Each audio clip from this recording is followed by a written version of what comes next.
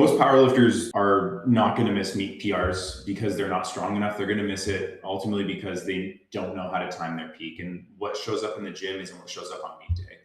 And so right now, what we're going to go through is why taking that 91% opener single on Monday is not actually the best way to make that PR attempt you're going to take on Saturday at 102% or more show up. And we're going to talk in detail about how to time your peak so that your best lift happens on the platform, not on the training session. So for anyone that's new here watching the recording, I'm Matt Taylor. I help competitive powerlifters take the numbers they're building in the gym, turn them into predictable platform PRs by building training systems around how they recover individually, finding their weak points and how they've performed, and turning that into a top end performance for them. At last count, I've made 50 lifters stand on the podium. I've got 50 medals behind my name, and every video that we go through, we're going to talk about a strategy or tactic that you can use right after watching to get stronger and increase your odds of hitting PRs on the platform. So let's go into it. So ultimately, the big problem that I see a lot of lifters go through after coaching for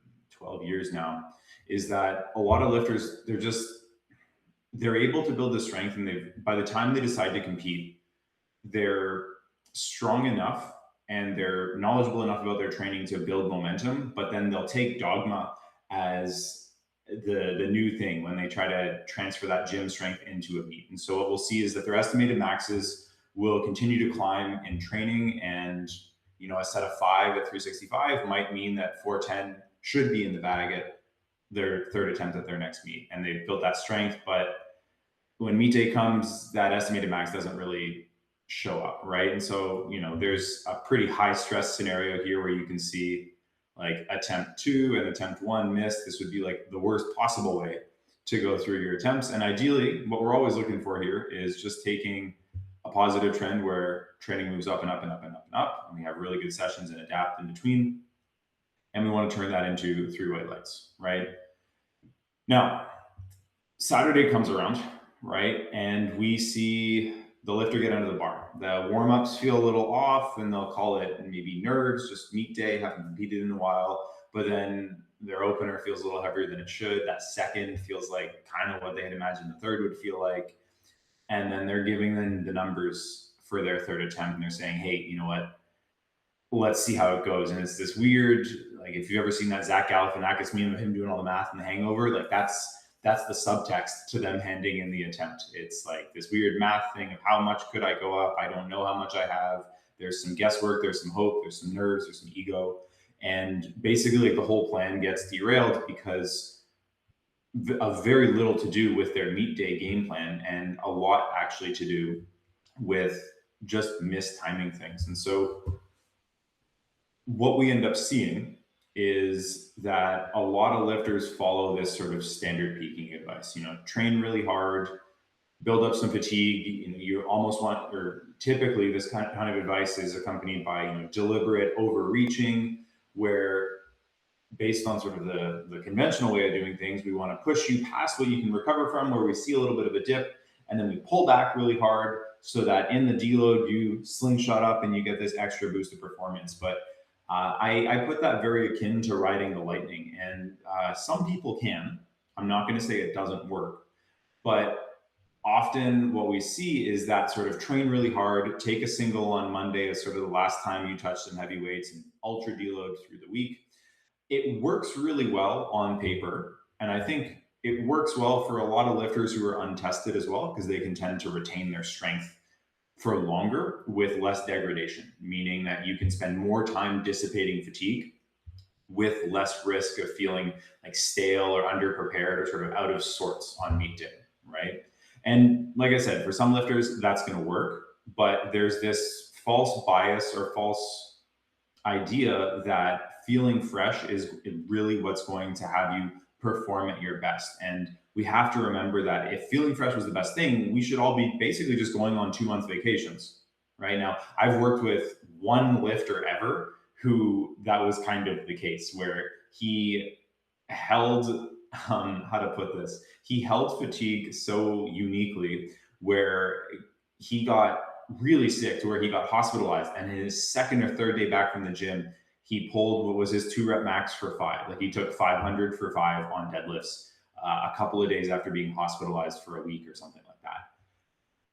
That's one lifter, right? So keep this in mind on how small of a percentage that's going to be. So we'll see lifters kind of follow this typical advice. They'll push really hard, taper, and like that's what you're supposed to do. You're supposed to go light before the meet.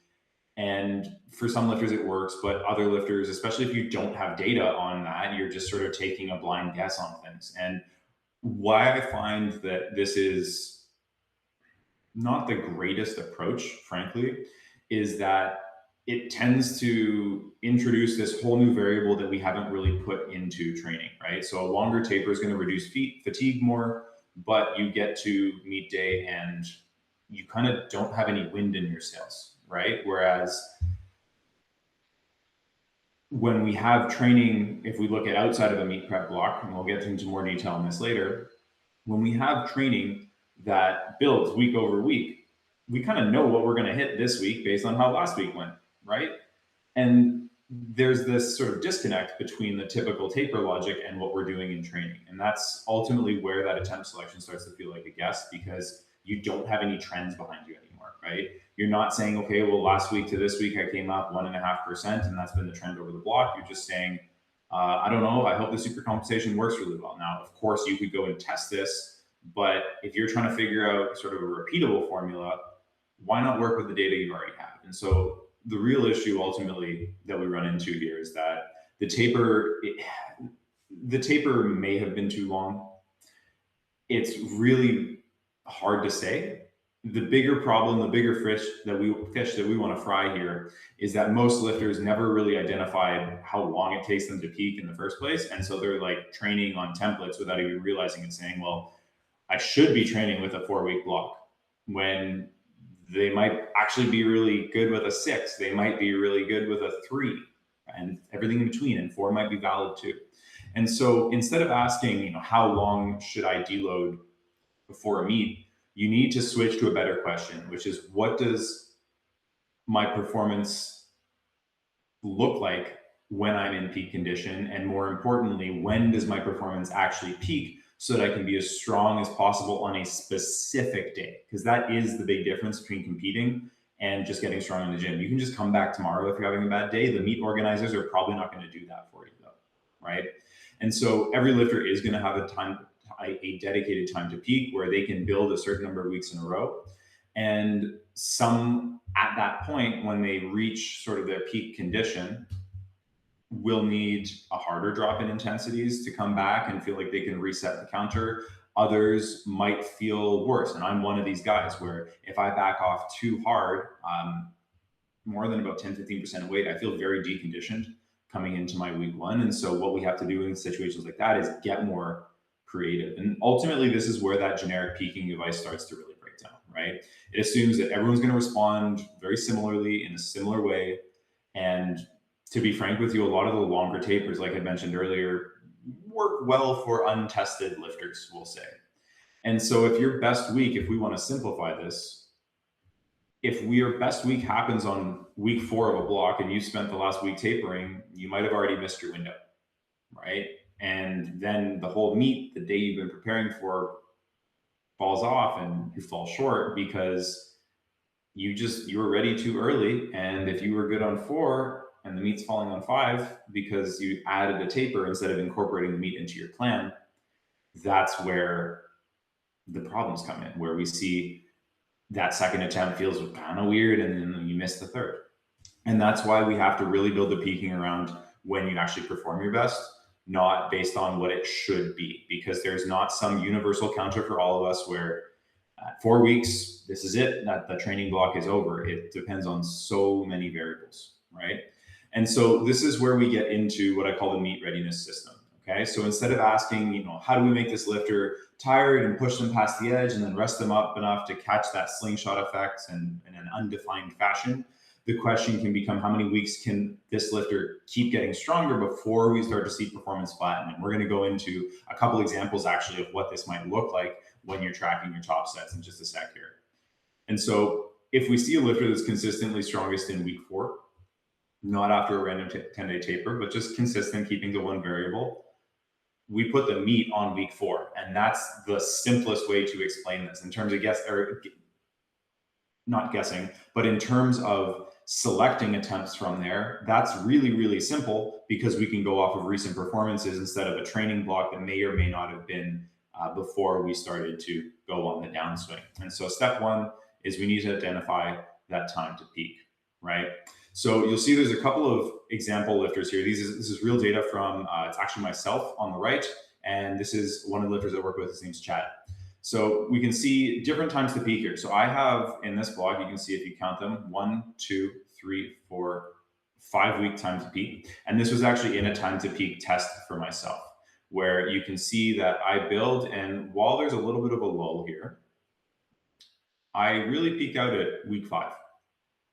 And then I fall off a cliff, right? I'm almost back at like week 2 numbers afterwards. And so for me, 5 weeks is a pretty standard thing. In fact, my squat and my deadlift peak a little closer to 6, but I start to feel pretty ragged. And so my total tends to actually be a bit bigger when I put the meat on week 5 for myself.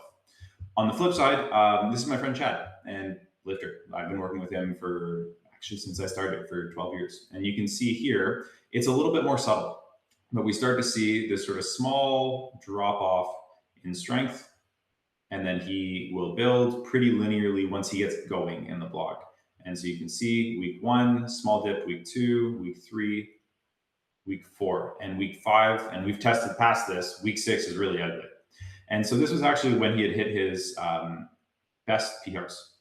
Most recently, I think he broke a fairly long plateau in his squat and hit an all-time PR, which was 5 kilos above his best meet PR on squat. And so the idea here is what we're looking for is we're trying to quantify over the course of a block, 1, how many weeks do we run? And 2, what kind of average improvement do we see block over block? So let's say we saw Chad come up to this 465 was his top set, which gave us a projected max a little bit over 500. What does that projected max look like on the next block? Or maybe over a slightly longer time span, like 2 months, right? And once we can establish that and we see, hey, every time that we go through a successful training block that takes us 5 weeks plus some deload, we routinely see performance at its peak here come up 2%, let's say, over the last block, if we're nice and conservative here. So as a 465-pound squatter, we're looking at like a 9-pound increase. So you can see how if we're able to stack 3 really successful blocks together, if we compare to his last meet to this meet, we're probably in the neighborhood of about a 25 to 30-pound increase in most of his attempts. And that's where we can start to really systemize, but I don't want to get ahead of ourselves. Step 1, let's identify our window, right? Let's figure out how long can we improve for and how much do we improve week over week. From there, we want to keep what builds strength. And this is where I find that a lot of lifters will lose the plot when they're getting into their lifting. And so what I mean by this is a lot of lifters will kind of, trying to think of the best way to explain this even.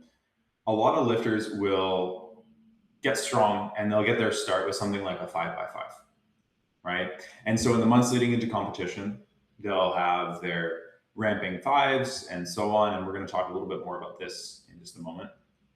And so you're getting strong in sets of 5, your squat's climbing, deadlift's climbing up, bench is moving up as well. Like, heck yeah, you got all 3 lifts moving. And then right before the meet, you're like, all right, it's my last block. I need to be doing heavy singles, doubles, and triples because now I'm peaking. And there's no justified belief behind that, right? If those sets of 5 built the strength, your meet prep block shouldn't throw the baby out with the bathwater. It should basically just layer in a little bit more specificity, meaning some singles, that's missing from your current strategy. And all you're doing is you're just identifying the gap. And so this is where we'll get into what I call like a confidence building single or a sub-max single, where it's more in that opener range and it's heavy enough to build that familiarity with meet level weights without necessarily crushing you on week 1 or taking away the training that's really productive. And really what I like about this is if you have a 3-month prep, instead of spending month 1 and month 2 building and then month 3 peaking and trying to like square peg round hole this, what you can get is instead of having a final month of maintaining, you get 50% more time to build because you can continue building into that third block and you're just adding a single. And so if you take a look at the structure here, this was Chad's, one of Chad's best blocks actually. When he had hit the 465, we were focusing mostly on triples in this case. And so you can see he's got his warm-up sets. We would build up to like a pretty easy single, something that we would consider like a last warm-up at a meet, and then an opener or a slightly heavy opener. And then we got down to business and just kept going on the work he was doing that was really productive at that point in time, which was alternating blocks of triples and fives for him.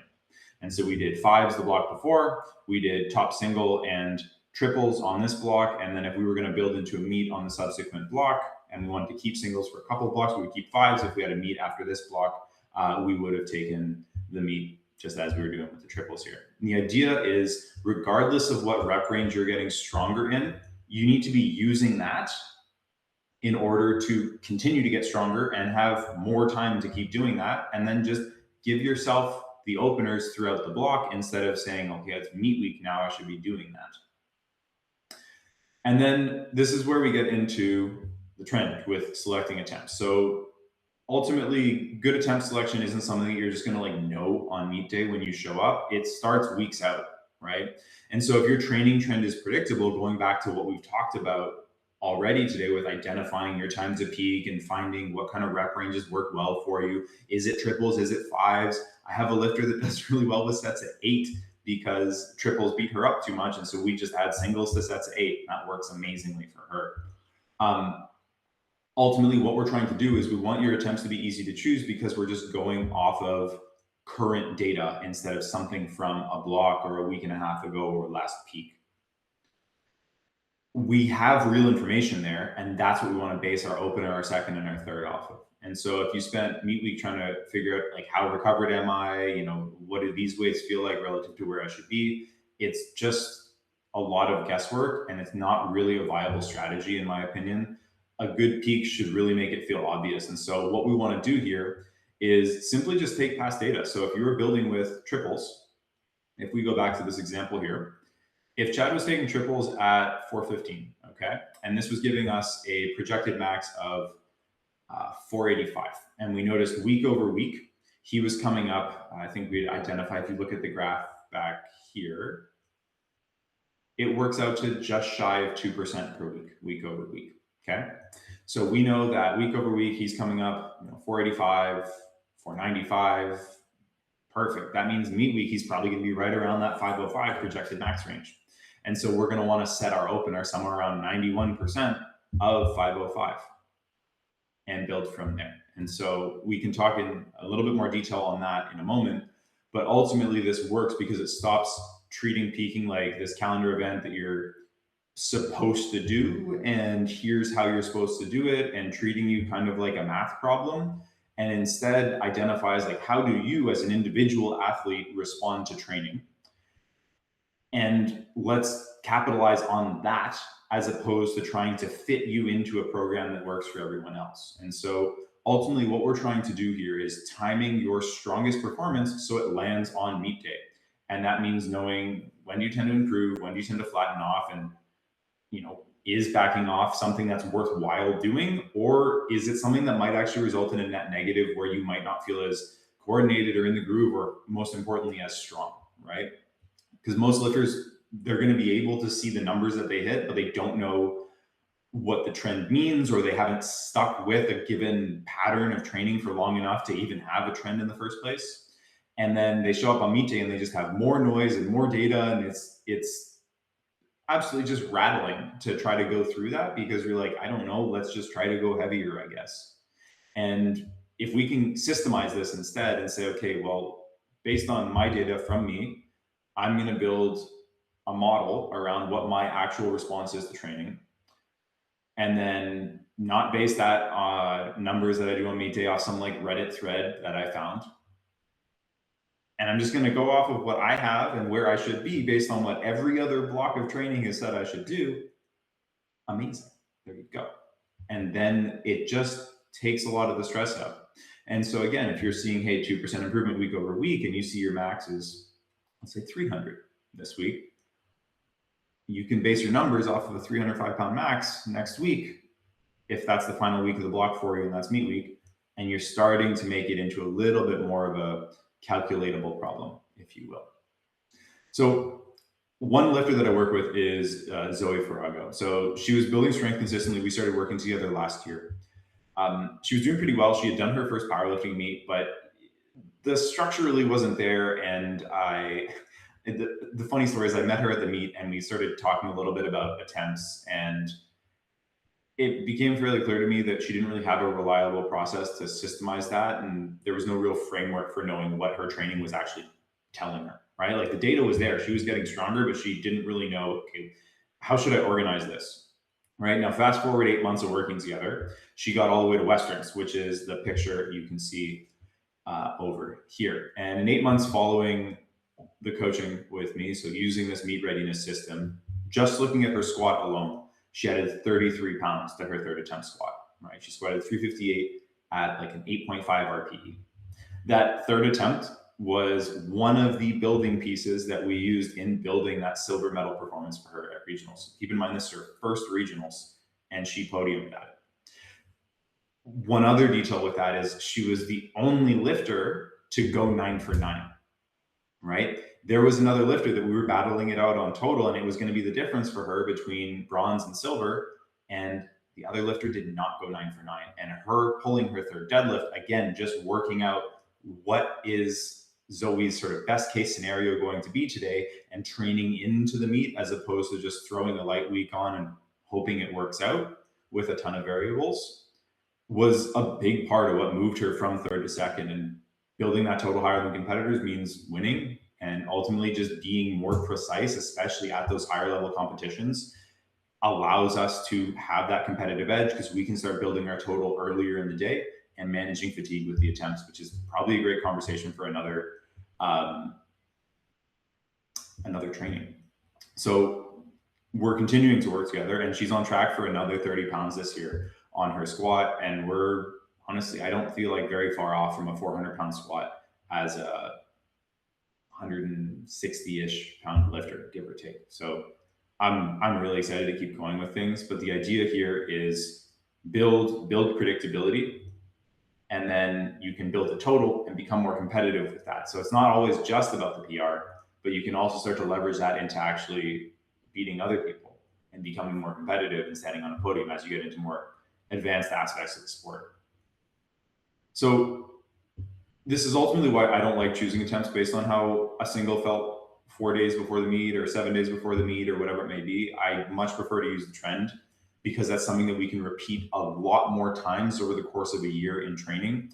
And it's why I like to use what I call an attempt selection matrix. And so a lot of lifters I work with will be fairly familiar with this spreadsheet. I'm actually going to show you what this looks like.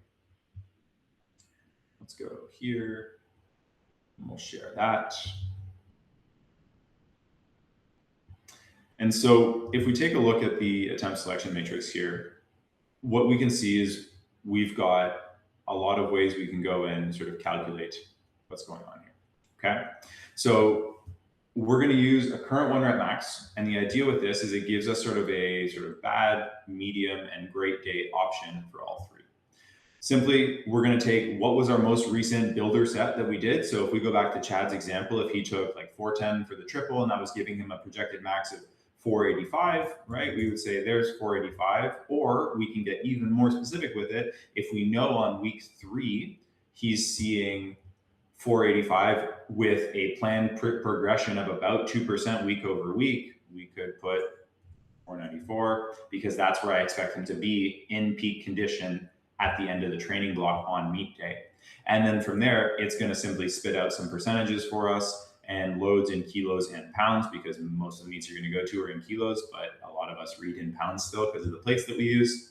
And then it will also map out your warm-ups here, and these are all customizable as well. But the idea here is it basically just all you need to know is what's your projected max for the day based on what earlier in the block was telling you, and it calculates all the attempts for you really easily from there.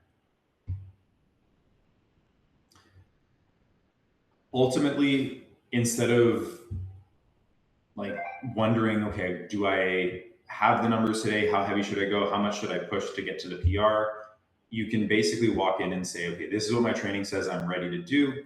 And when you time your peak right, what it allows you to do is to basically map your numbers off of trends and data and take a lot of the guesswork and wild cards that we see with things like a super compensation model out of the equation, or at least reduce them as much as you can with all that. So if you do want to stop second guessing your meet day attempts based on how the warm-ups feel, just comment attempts. I'll send you the matrix that I use to help a lot of my lifters turn their recent training numbers into smarter openers. And then you can use the rest of this training to figure out what that cell is, the value is for the cell at the top, for what you could put in on meet day.